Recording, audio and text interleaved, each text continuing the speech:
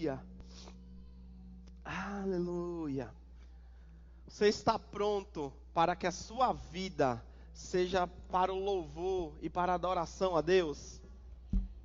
Sabia que adorar a Deus não é apenas cantar, gente? O cântico, o louvor, ele faz parte da adoração, mas é uma pequena parte, gente. Deus, ele tem para cada um de nós uma vida de adoração. É toda a nossa vida adorar a Deus, não só os nossos louvores. E isso precisa estar muito claro nas nossas vidas, nos nossos corações. Quinta-feira, tivemos culto de oração, tivemos um momento bem precioso aqui. E algumas coisas que Deus vinha colocando no meu coração, eu falei. Uma delas é que 2024 é o ano do impossível, gente. Eu tenho essa nota já há bastante tempo. Se tem coisas impossíveis, saiba que 2024 é o tempo de realizar essas coisas. Eu lembro de uma amiga muito próxima a mim, Dianinha, que no começo da caminhada cristã minha, eu escutava ela dizer muitas vezes: o natural vai dar lugar ao sobrenatural. Aquilo que é impossível naturalmente vai dar lugar ao sobrenatural de Deus. E eu escutava ela falando, declarando aquilo diversas vezes. Isso aí me marcou no começo da caminhada cristã. E eu sei que o que Deus tem pra gente, para 2024, é o natural dando lugar ao sobrenatural, gente.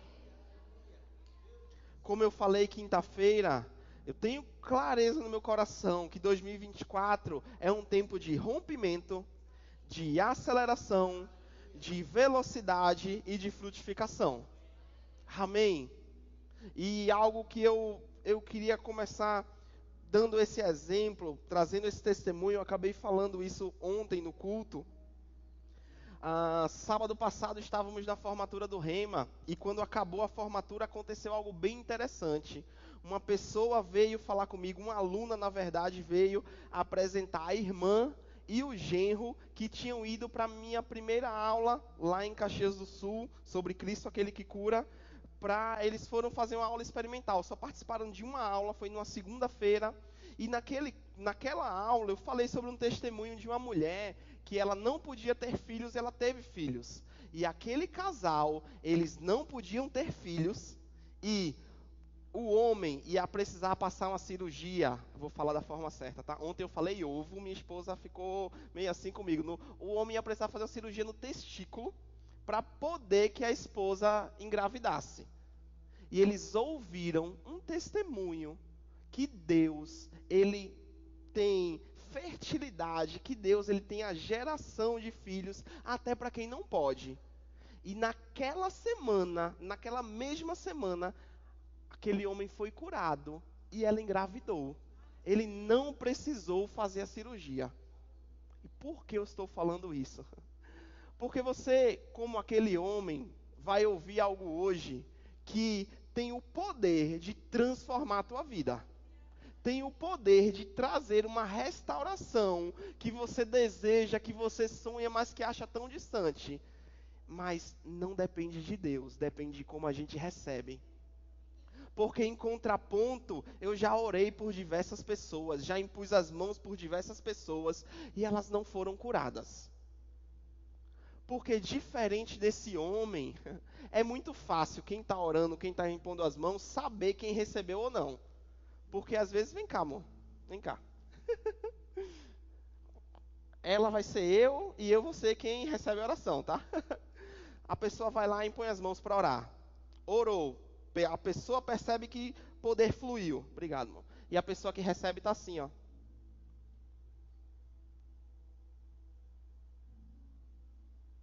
Esperando que Deus a pegue como uma marionete e faça algo. Quando outras recebem a oração e reagem, e pegam aquilo pela fé e dizem, é para mim, eu recebo, o poder de Deus foi derramado. Aquele homem, ele escutou coisas que ele disse, é para mim, eu não precisei impor as mãos, gente. O poder de Deus está disponível, mas como nós reagimos ou como nós recebemos vai dizer se aquilo vai fazer efeito na nossa vida ou não. Se eu recebo o que Deus está falando, quem sabe, né? Se Deus quiser, ei, Deus está dizendo, Ele quer. Aleluia! E como eu falei, 2024, o ano do impossível, rompimento, aceleração, velocidade, frutificação, mas não vai cair do céu, gente, simplesmente. Abre comigo em Deuteronômio, Deuteronômio capítulo 30. Aleluia! Deuteronômio capítulo 30, versículo 19. Aleluia! Deuteronômio, capítulo 30, versículo 19. Hoje a gente vai ler alguns textos do Antigo Testamento. Qualquer coisa, se não estiver achando, porque vamos ler uns livros que não são comuns de lermos, só preste atenção aqui no telão que vai ser projetado. Deuteronômio 30, 19 diz assim: Hoje tomo o céu e a terra por testemunhas contra vocês, que lhes propus a vida e a morte, a bênção e a maldição. Escolham, pois, a vida, para que vivam vocês e os seus descendentes. Deus, como fez com esse povo, está propondo para a gente hoje um caminho de vida. Está propondo para a gente hoje esse caminho para a gente viver rompimento, aceleração, velocidade e frutificação. Mas não é Deus que vai nos colocar nesse caminho, queridos. Somos nós. Quando nós ouvimos, nos analisamos e pomos em prática aquilo que Deus falou. Deus está propondo, eu tenho o ano do impossível para vocês. Mas a gente precisa se colocar nesse caminho. Amém? Aleluia. Vai comigo para Gálatas 2:20.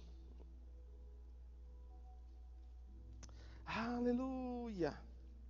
Gálatas, capítulo 2, versículo 20.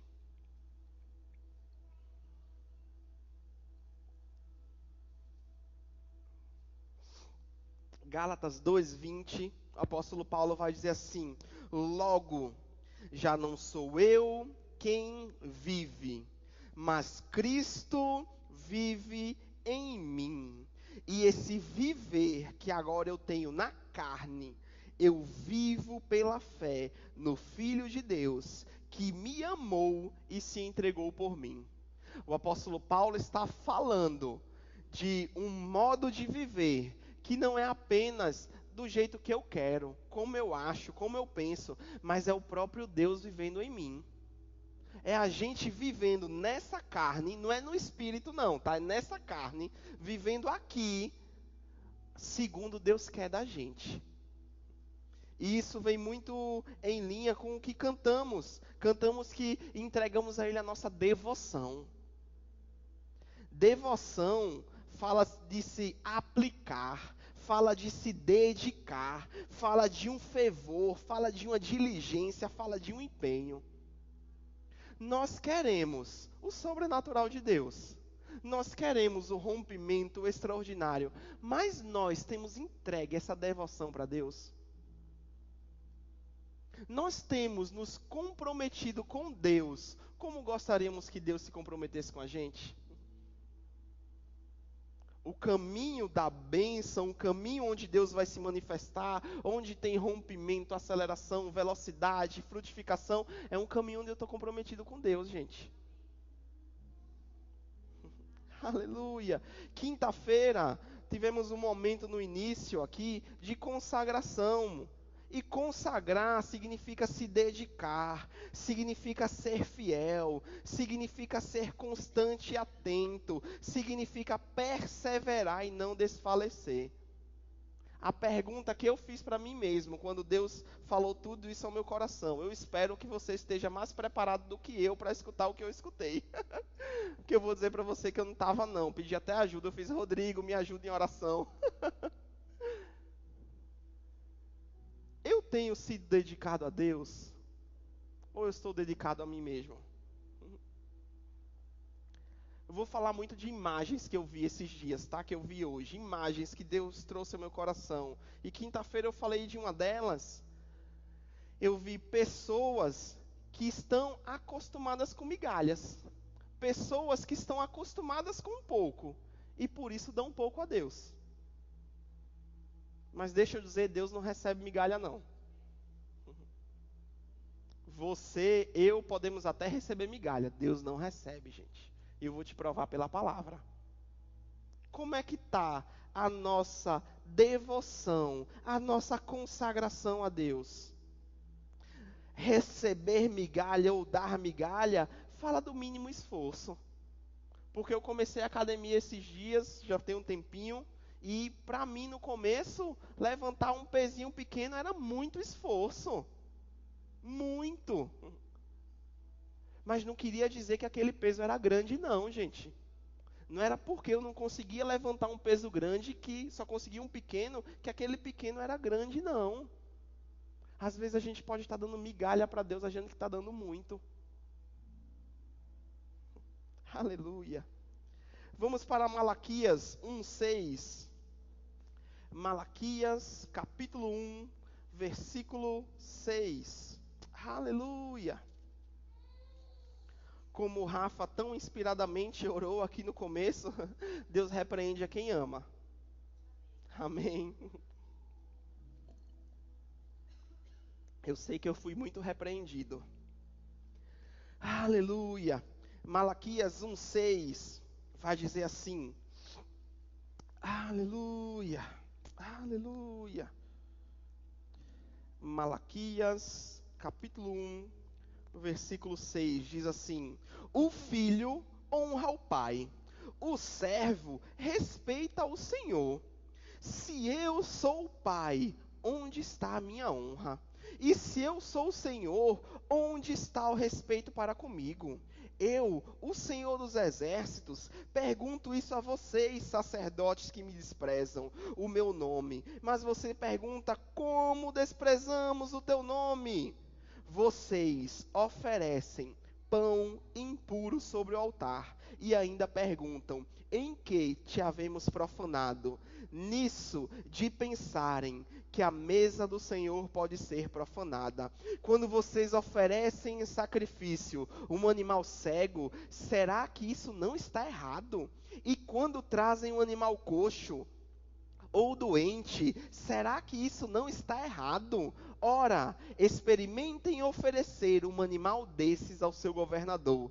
Será que ele se agradará de vocês? Ou será favorável a vocês? Diz o Senhor dos Exércitos.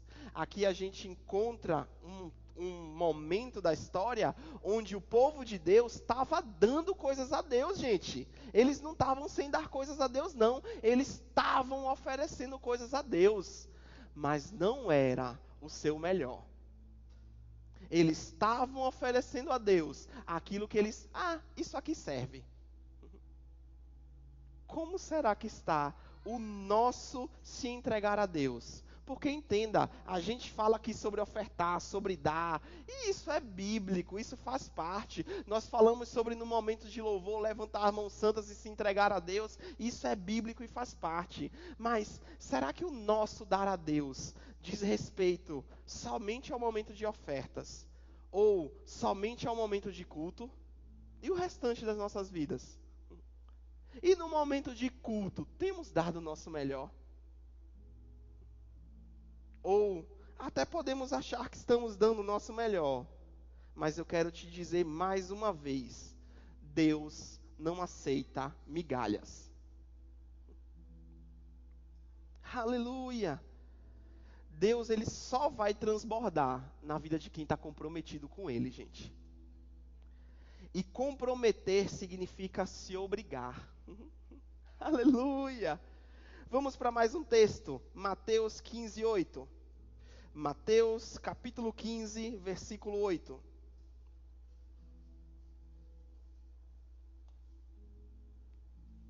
Mateus capítulo 15, versículo 8. Aleluia! Mateus 15, 8.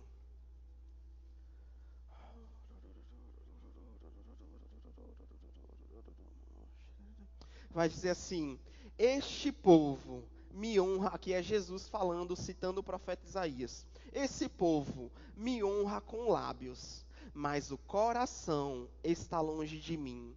Em vão me adoram, ensinando doutrinas que são preceitos humanos. Hoje a gente vive uma época onde poucos desejam ser ensinados. Preferem como é que eu posso dizer? Preferem serem os seus próprios professores, os seus próprios mestres. O YouTube facilita muito isso. Será que o meu próprio ensino, aquilo que eu tenho feito, não é só uma doutrina de homens? A adoração que eu estou entregando para Deus não é uma adoração daquilo que eu acho e não da adoração daquilo que a palavra de Deus diz. Aqui fala de pessoas que estão honrando Deus com os lábios, mas o coração está longe. Eu posso estar achando que eu estou honrando a Deus demais, mas será que o meu coração está honrando?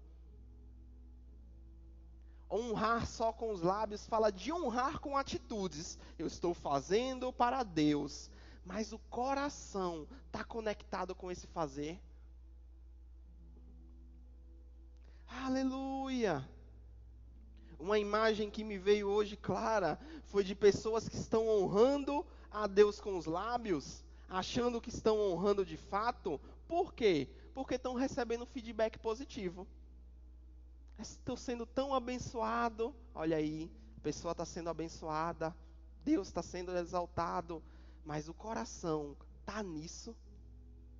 Vamos para mais um texto, Atos 16, 6. Esse é um texto que eu acho fantástico demais. Eu amo essa passagem do apóstolo Paulo. Atos 16, 6. Aleluia! Atos 16, 6 vai dizer assim: e percorreram a região de Frígia, Gálata, tendo sido impedidos pelo Espírito Santo de pregar a palavra nas províncias da Ásia. Chegando perto de Mísia, tentaram ir para a Betínia, mas o Espírito de Deus não os permitiu, e tendo contornado Mísia, foram a Troade. Duas situações onde o Espírito Santo de Deus não permitiu Paulo de fazer algo. Se a gente olha para Marcos 16, a Bíblia fala: vá por todo mundo, pregando o evangelho a toda criatura. Paulo estava indo por todo mundo ou não estava? Estava. Mas aquela ação de Paulo, Deus não queria que ele tomasse. Se Paulo fosse para a Ásia, pessoas iam ser convertidas? Com certeza. Pessoas iam ser curadas? Com certeza, porque a palavra de Deus, ele honra a sua palavra, gente. Onde a palavra é pregada vai acontecer. Mas Paulo estaria na vontade perfeita de Deus? Não. Será que o que eu estou fazendo para Deus, que eu estou ouvindo feedbacks, pastor, obrigado, mas será que é o que Deus realmente quer, gente? Honrar Deus com os lábios pode ser a gente estar no momento fazendo algo para Deus, mas que não é o que Deus quer da gente naquele momento. A gente está querendo, está falando e vamos viver rompimento extraordinário, velocidade. Mas para isso eu preciso estar no caminho da obediência plena, gente. No caminho de saber que isso eu posso até fazer. É bíblico. Mas o que Deus tem para mim agora é essa outra coisa que também é bíblica. É essa outra ação. Hoje, enquanto eu estava aqui na oração, eu tive uma imagem de um rio. Eu vi um grande rio, mas um grande rio. E desse rio saíam outros riozinhos que regavam um pouco da terra. E o que Deus falou no meu coração disso foi: existem riozinhos que somos nós, que estamos conectados a Deus. Nós estamos conectados a Deus, nós bebemos da influência de Deus e regamos outras pessoas, e alcançamos outras pessoas. Mas o que Deus falou no meu coração foi que tem riozinhos que estão se achando demais, que estão regando alguns e estão achando que não precisam mais do Rio Grande. Que existe uma porção maior do rio para vir, mas orgulho, soberba, achar que sou eu que estou fazendo, está impedindo vir mais. E não só isso, esses filetes de rio, quando não estiverem conectados ao maior rio, na primeira estiagem seca. Aleluia! Vamos para mais um texto? Ageu 1:1. Aleluia! Aleluia! Ageu, capítulo 1, versículo 1. Aleluia!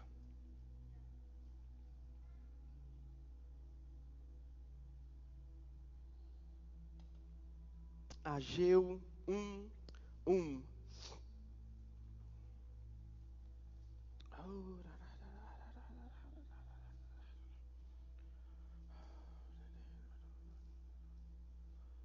Ageu, capítulo 1, versículo 1 vai dizer assim: no segundo ano do reino de Dário, no sexto mês, no primeiro dia do mês, por meio do profeta Ageu, a palavra do Senhor veio a Zorobabel, filho de Salatiel, o governador de Judá, e a Josué, filho de Josadaque, e um sacerdote, dizendo: assim diz o Senhor dos exércitos, este povo diz: ainda não chegou o tempo em que a casa do Senhor deve ser reconstruída. Hoje, na nova aliança, a gente sabe que a casa de Deus não é esse prédio, somos nós. Mas será que eu não tenho dito? Esse ainda não é o tempo de me envolver naquilo que Deus está dizendo ao meu coração. Ainda não chegou o tempo de eu fazer isso que Deus quer de mim. Assim diz o Senhor dos exércitos, esse povo diz: ainda não chegou o tempo. O tempo da casa do Senhor deve ser reconstruída.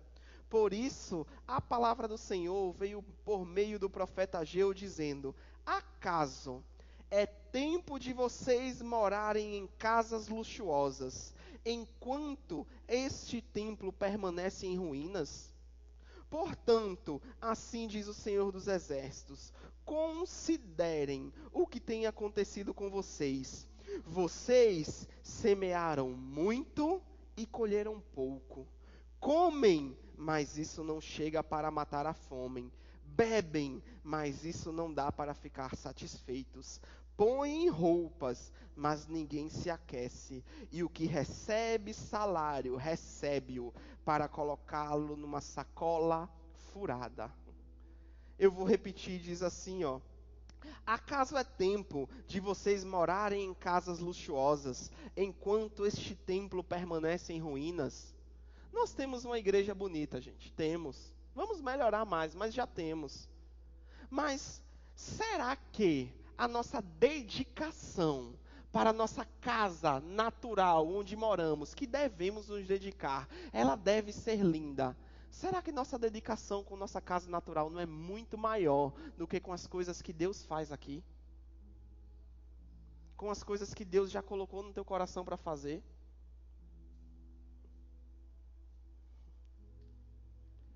Acaso não é um tempo de vocês morarem em casas luxuosas, enquanto meu templo permanece em ruínas? Portanto, assim diz o Senhor dos Exércitos: considerem o que tem acontecido com vocês. Vocês semearam muito e colheram pouco. Comem, mas isso não chega para matar a fome. Bebem, mas isso não dá para ficarem satisfeitos. Põem roupa, mas ninguém se aquece. E o que recebe salário, recebe-o para colocar numa sacola furada. Assim diz o Senhor dos Exércitos: considerem o que tem acontecido com vocês. Será que o que tem acontecido comigo que eu não estou entendendo é porque a minha dedicação com as coisas de Deus está pequena? Eu estou dando migalhas, achando que estou dando muito. Como saber se estou achando que estou dando muito ou migalhas? Uma boa forma é essa. Olha o que está acontecendo com você. É isso que Deus diz. Olha o que está acontecendo com você. Hoje estávamos aqui no momento de oração e como eu tenho falado muitas vezes, eu tenho dito, vamos para um momento de oração, se puder faça um jejum, se puder faça um jejum, se puder faça um jejum. E hoje eu estava de manhã de jejum. E teve um momento que eu estava orando, deu meio-dia, eu olhei para o relógio e vi meio-dia, e Deus falou comigo, você percebe o quanto você está saciado? O quanto você não tem fome, mesmo não tendo comido um alimento natural? E eu me lembrei daquela passagem que Jesus manda os discípulos irem na cidade lá, se eu não me engano, de Samaria, para procurar alimento. E Jesus fica e fala com a mulher samaritana. Eu não me lembro bem se é samaritana ou não, mas aquela que tinha 7 maridos, já tinha tido 7 e tudo mais. E quando os discípulos voltam, falam com Jesus, vão dar comida, Jesus diz, eu já estou alimentado. A minha comida é fazer a vontade do meu Pai. Pastor Gesiel e Célia ontem falaram aqui tão bem sobre ter uma casa linda, ter tudo o que precisa, mas por dentro está aquele buraco do tamanho do mundo. E a gente busca nisso, busca naquilo, fazer isso, fazer aquilo, fazer aquilo. O Ageu fala, será que é para as coisas de Deus? Não é o tempo, eu não preciso fazer tanto esforço, mas para as coisas naturais eu tenho que fazer tanto esforço. A quem será que eu estou tão dedicado? A mim, a minha família? E, gente, a gente deve ser dedicado à família. Mas nossa família não está acima de Deus, não, gente. Nós somos uma igreja equilibrada, nós falamos sobre isso. Mas será que nossa régua não está muito lá embaixo? Eu estou dando uma migalhinha achando que eu estou fazendo tanto para Deus? Assim diz o Senhor dos Exércitos. Considerem o que tem acontecido com vocês. Vão até o monte, tragam madeira, reconstruam um templo. Dele me agradarei e serei glorificado, diz o Senhor. Vocês esperavam que fosse muito, mas o que veio foi pouco.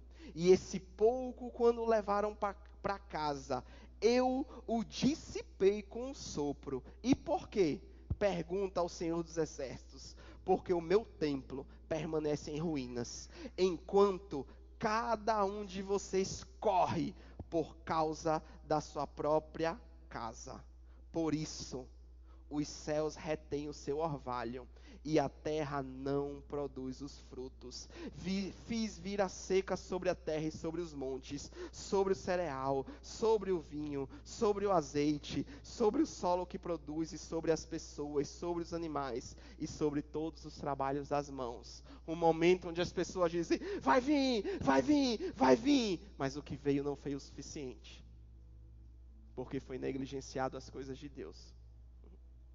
E o próprio Deus diz que eu resisto. Como tem o pastor Humberto Albuquerque, eu gosto muito de uma frase que ele diz assim, nós costumamos dizer, se Deus é por nós, quem será contra nós? Mas e quando é Deus que está resistindo contra? Quem será a favor? Chegou o tempo, gente, de a gente viver coisas muito grandes. Vocês não têm ideia daquilo que eu tenho no meu coração, das imagens que tem para 2024, eu sei, porque sei que cada uma delas vão se cumprir. Vocês não têm ideia dos movimentos que têm acontecido nesse Planalto Médio. E Deus está contando com cada um. Agora, alguns cultos atrás, eu falei sobre Gideão e os 300, onde Deus manda voltar medroso e quem não estava atento. A gente precisa estar atento àquilo que Deus está falando, gente. Hoje eu passei por uma experiência aqui nesse lugar maravilhosa e angustiante. Eu tinha vontade de sair correndo, chorando para casa. Estava orando, um momento veio uma glória. Eu vi uma nuvem nesse lugar assim, ó. Aquilo grande, algo enorme. E aquilo me deu meu Deus, era uma felicidade, era um regozijo. E daqui a pouco aquilo foi embora. Porque Deus disse assim, eu vim, mas eles não me perceberam. Eu vim, mas estavam tão ocupados em fazer o seu, que esqueceram de fazer o meu. E eu fui. Aquilo me trouxe uma angústia tão grande, tão grande, tão grande. Eu só queria ir embora. Sabia que eu tinha que ficar ainda. Eu queria ficar orando, mas eu queria ir embora. E daqui a pouco, Deus disse, eu vou dar uma nova chance. E aquela nuvem veio e ficou. E foi algo maravilhoso. E nesse momento, eu geralmente estou com o meu celular, faço as anotações aqui. E nesse momento eu reparei que eu tinha colocado o celular no modo avião. E Deus disse assim, você colocou no modo avião para poder perceber o que eu estou fazendo. Mas será que não tem momentos que o seu modo avião está para o céu? Porque você está tão ocupado com as coisas daqui que não consegue ouvir o que vem de lá? Está no modo avião? Isso faz a nuvem ir embora. E aí eu vou abrir um parêntese. Se você não consegue colocar seu celular no modo avião, gente, durante um culto, um momento de oração, alguma coisa errada tem.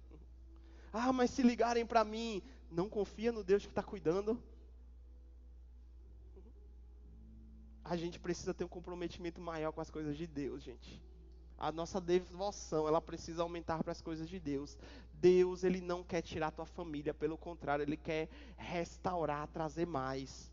Eu lembro da passagem onde Deus pede a Abraão, Isaque, o filho da promessa. Abraão desejou aquele filho por 25 anos. Abraão queria, Abraão é estéril, Sara era estéril. O filho veio e Deus pediu o filho.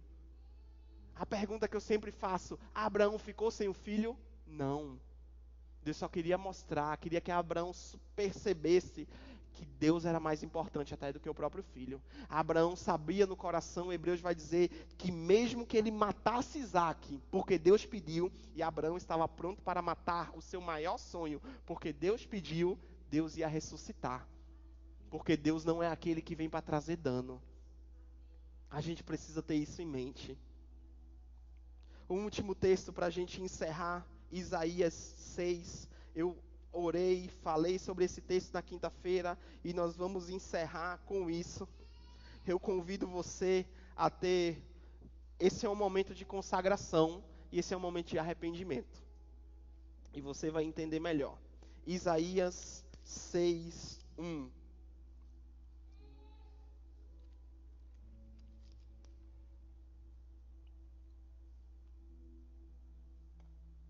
Se quiser ir subindo, Caio, para poder tocar aquela música.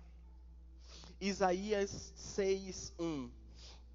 Vai dizer assim: no ano da morte do rei Uzias, eu vi o sacerdote assentado sobre um alto e sublime trono, e as abas de suas vestes enchiam o templo. Serafins estavam por cima dele, cada um tinha 6 asas. Com 2 cobriam os rostos, com 2 cobriam os pés, e com 2 voavam. E clamavam uns para os outros, dizendo: Santo, Santo é o Senhor dos exércitos, e toda a terra está cheia da sua glória. Os umbrais das portas se moveram com a voz que clamava, e o templo se encheu de fumaça. Então eu disse: ai de mim, estou perdido, porque sou homem de lábios impuros, e habito no meio de um povo de impuros lábios, e os meus olhos viram um rei, o Senhor dos exércitos. Eu gosto demais dessa passagem, porque aqui Isaías já era um profeta chamado por Deus. Aqui Isaías já estava trazendo para o povo: ó, vocês estão errando nisso, vocês estão fazendo isso, olha só, isso está errado, olha só, isso tem que fazer. Isaías já era um ser espiritual, e Isaías já recebia instruções de Deus do que fazer. Mas quando chega nesse momento, Isaías tem uma revelação maior de quem é Deus. Isaías não é mais aquele que está falando para o outro: pá, pá, pá, você isso, você aquilo, você aquilo. Isaías é aquele que diz: Senhor, eu tenho em mim coisa a mudar. Senhor, tem coisa em mim que está errada. Senhor, como diz Luciano Subirá, eu sou farinha do mesmo saco. Estou falando que eles estão errados nisso, mas eu também estou.